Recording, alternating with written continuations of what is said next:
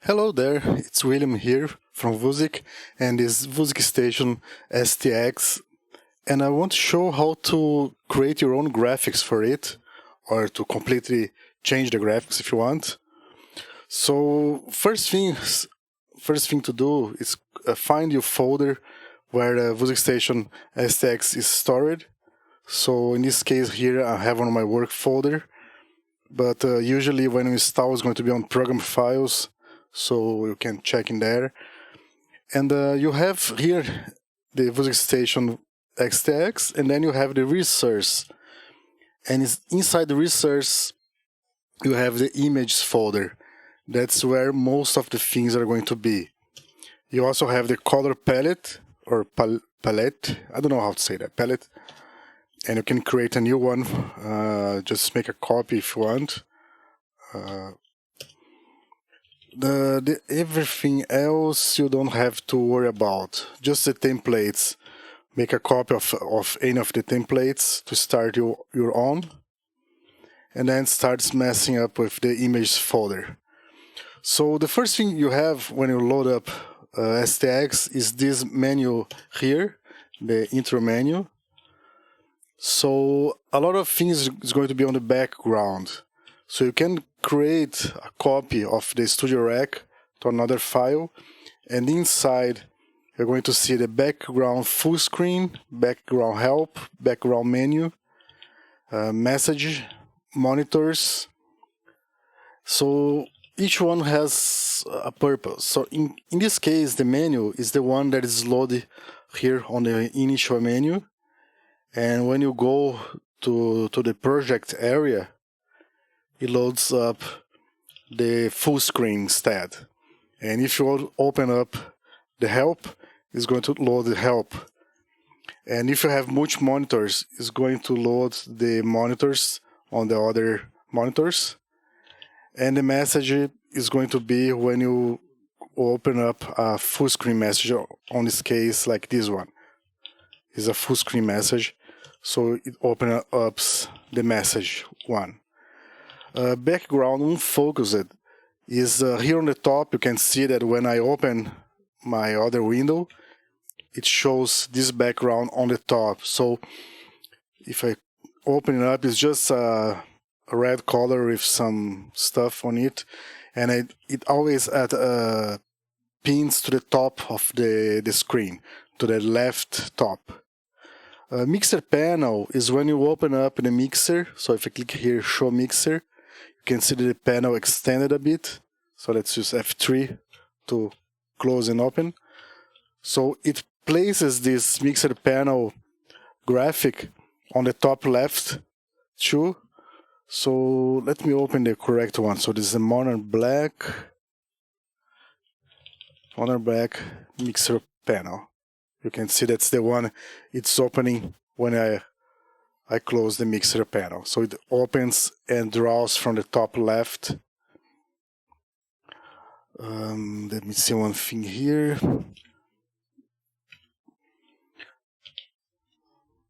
Then you also have, let me see if there's anything else in here. No, this is just those guys here. The full screen, help, menu, message, the monitors, unfocus, and mixer panel.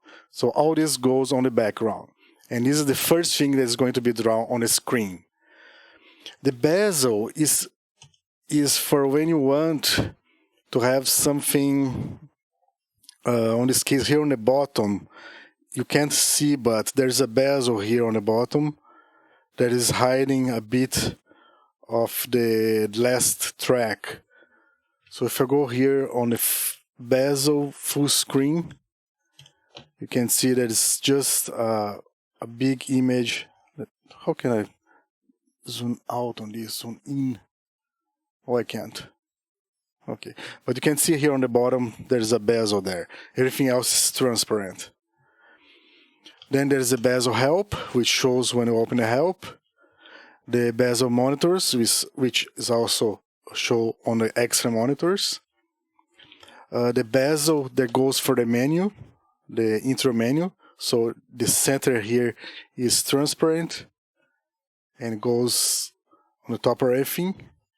And the bezel full screen extra for when you open up the mixer. So if I open the mixer here, and I have let me turn on my MIDI keyboard here. Okay, now it's on. So you can see now, let me select this one. You can see that the bezel extra here goes on the top of everything, making a curve on the top of my clip. And if I open a mixer, it also moves to the right on the correct location. So that's the bezel extra. So those are all the bezels that are used on the STX. Just they go on top of everything. So in the case of let me see if the Studio Rack has a bit more. Yes, this Studio Rack has some shadows on the left and right. You can see here, left and right shadows. The other one, dots, you don't have to worry too much. Just use the Studio Rack. But what the dots is used for is for lines, vertical and horizontal lines. So you can edit the file to check out what happens, because it's a bit it's hard to explain. It just does the vertical and horizontal lines.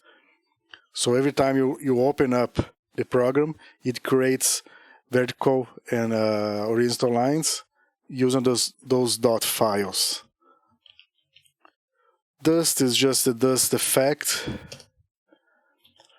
The fonts are going to explain in a minute. Then we have the icons. The icons, you can see here that there's a lot of icons, and you can use them as a base for your own icons. And they're pretty self-explanatory. You have like the piano note, middle, piano note, single. You have the keyboard that shows on the help, the track clips. So everything is here in terms of icons. The top ones here are for help, for the help area. And just those 4 ones here, icon measures, those are in a text file. So you just use dots for nothing and 9 for a dot. And you can also use like 1, 2, 3, 4, 5, 6, 7, 8, 9. It's going to change the alpha transparency of the dot. And this draws these squares here on the top next to the measures. So the icons, you just have to check one by one to see what they say, because the names are very self-explanatory. There's not much to it. Debug is the graphics for the small bug that shows on the screen if it's enabled. Then you have the loading. The loading is the first image that shows when you start Wusik STX. And let me close it. And what happens is it is going to load this loading graphic and put the bezel on top. So it takes a few seconds because it first loads the bezel, then the load graphic, and then it continues. The templates, the menu. The menu is going to be the initial menu before the bezel. So the bezel draws on top of it. So you have now nothing select on the menu. You have the LEDs, the red and green LEDs, load, new, quit, and the basic tutorial, yes, no, and never, and the tutorial start. So those are all the images that goes on the starting menu. So it loads up on when you start STX, and when you start the project, it unloads to free the memory from the video card. And the LED 1 and LED 2, they are drawn from the top left. So you can see those are a bit smaller images because they go from the top left and top left. Then you have the mouse, which is not really used right now. Just have the animation and the icons that shows on the track clips, and the cursor is just an empty transparent image. So this is the system one, but you can change that if you want. Just keep in mind that currently the mouse cursor is really not used, so it always shows the system cursor instead. And the templates is for when you go here on the first menu here, you can see T starts tutorial, D change display. So D, and it shows this image, then it shows a preview of all of the templates that comes with the program right now. So this is something that you don't really have to worry, because it's something I'm going to be doing. But if you want to test, you just create a screenshot with the same name of your template, and it's going to show and cycle in this window here. So let's say select the studio one. It's going to load up. Add glitch effect to template, yes. So when you create your template, you're going to see that here on the templates folder, there's always a template and a glitch template. So be sure to select the two that you want to start from, make a copy, and have your template with the word glitch in the end. And the glitch one, you add all the glitch effects and stuff like that. And the other, you don't add anything like that. So let me load the modern one, because it's a bit easier to see on the video. So I'm going to load this one, and I'm going to show now the options for the template. No glitch effects. So it's easier to see on the video. So if I go on the settings, just go to menu and settings, Ctrl-Shift F11, and then you go to the display. Now here you can select your template, then you just go and select your template from there. Depending on the changes you did to your template, you have to restart the application. Then you have the brightness, global, and display. Because the way I created the engine, sometimes some glitch effects can make it a bit darker, so you have to adjust from here. And then advanced, that's where you're going to set up everything for your template. So you have the transparency for the font menus. So you can see you can adjust in here for some reason. And the menu graphics. Then you can turn on the debug if you want or not. You can adjust colors from here, but be sure that you have. Well, you don't have to. You can create all the colors from here if you want, because it's easier to do it from here. So just go on custom colors and select the color you want. Then there's the X effects like bloom, shadow, and dust particles. So if I put 200. It's going to appear a lot of dust particles in the screen. They are very randomized, so then you have the glitch and flicker. The glitch is just basically going to nudge, I think is the right word. And you can select the chance on when it happens. And the flicker is a bit tricky. That's why I added this asterisk line, so you have an idea what's going on. And then there's also the random dots and the random lines. But the most important thing is on image selection. So here you can select the background, bezel, the font, the project icons, the mouse pointer, menu loading, the dot image, and if you're going to enable bezel on full screen and help screen. And also can change the way it selects and shows which menu option you have selected, and if you want to show a loading message at the start or not. So now the font.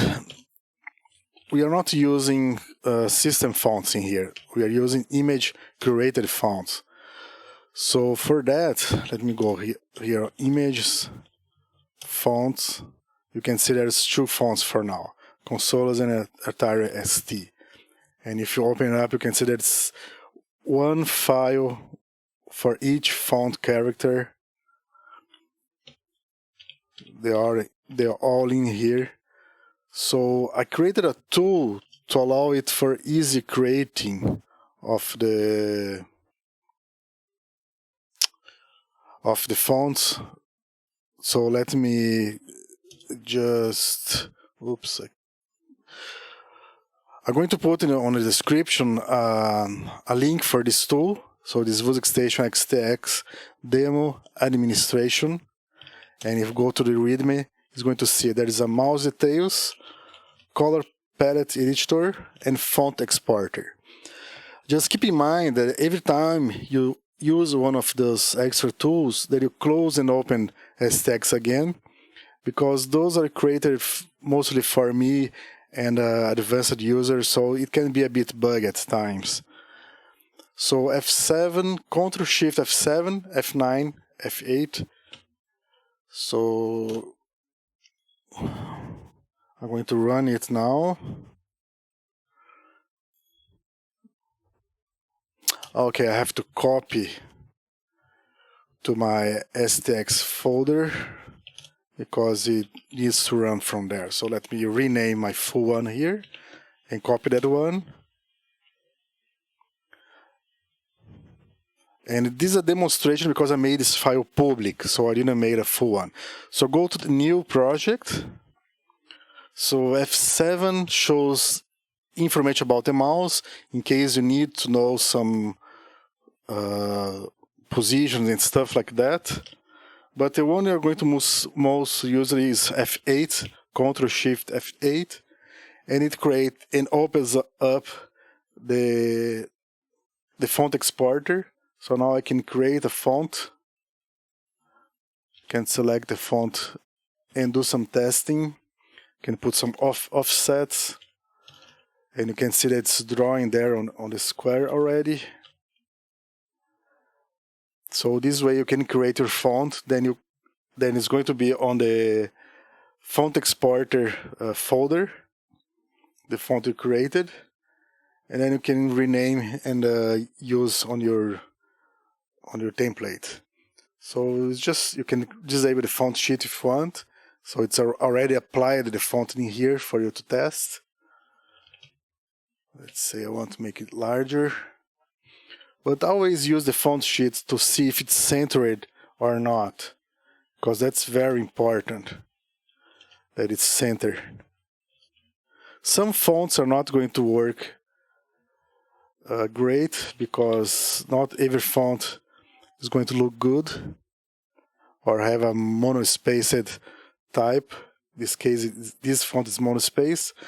But you can use any font that you want, even if it's not a monospace. So let's say I'm going to use an Arial, and I just adjust the size.